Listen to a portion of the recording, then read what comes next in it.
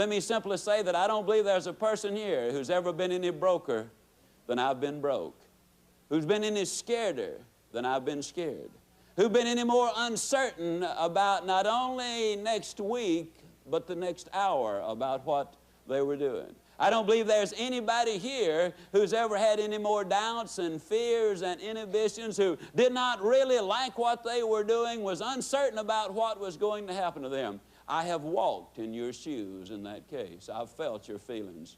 I know what it is to go down a lonely path. My dad died in 1932 when I was 5 years old.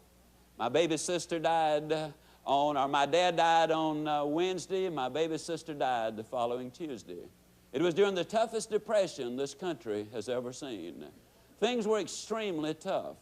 But I had a beautiful Christian mother who had the faith of the rock of Gibraltar, because it was built on a rock even more solid than the rock of Gibraltar.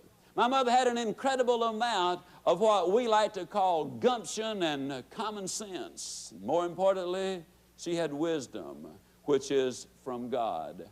I was one of 12 children. There were 5 of us too young to work when Dad died. I was milking a cow by the time I was 8 years old. And just as a matter of general information, in case you didn't know this, cows don't give milk.